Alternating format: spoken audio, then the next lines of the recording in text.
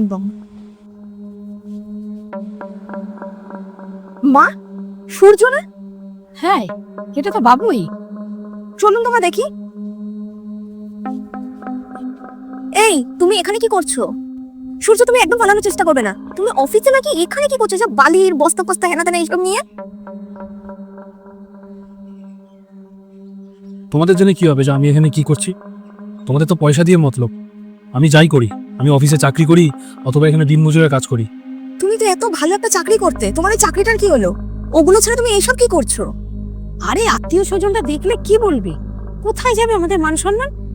আত্মীয় স্বজনরা কি ভাববে? তোমরা চিন্তা করো, আমার করো চিন্তা। আমার চাকরি আছে কি নেই, আমার অনেকদিন আগেই চাকরি চলে গেছে। এখন তোমাদের তো শুধু টাকা দিয়ে মতলব, এই জন্য আমি এখানে দিনমজুরের কাজ করছি। আরে তুই তো আমাদের একবার বলতে পারতি। হ্যাঁ, মা তো ঠিকই বলছে, তুমি তো আমাদেরকে কিছু জানাওনি। জানাবো কি? তোমরা শোনার চেষ্টা করেছো? এই আমি আসলাম।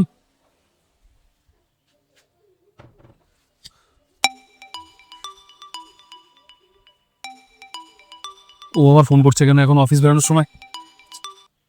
হ্যাঁ বল। মানে কি করে সম্ভব সেটা? আমি তো শনিবার, হ্যাঁ শনিবার তো লাস্ট কাজ করে আসলাম। কোথায়? কেউ তো কিছু জানো না। তুই ঠিক বলছিস?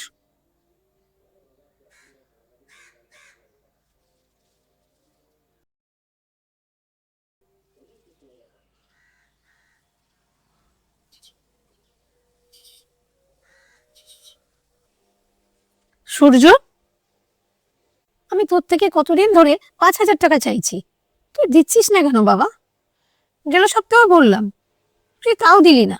সংসারে সব খরচা আমিই চালাই, তা তুই যদি টাকাটা না দিস তা আমি কি করে চালাবো বল?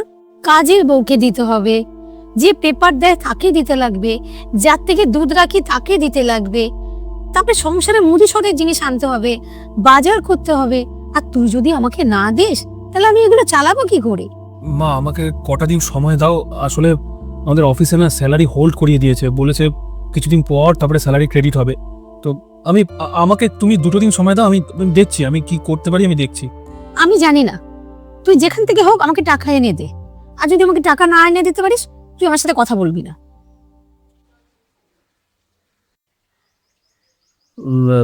যে দেবযানী, বলছিলাম যে মা বলছিল মার কিছু টাকার প্রয়োজন। তো আমার স্যালারি কদিনের জন্য হোল্ড হয়ে গেছে, অফিস থেকে বলেছে যে ব্যালেন্স ক্রেডিট হতে কিছুটা সময় লাগবে।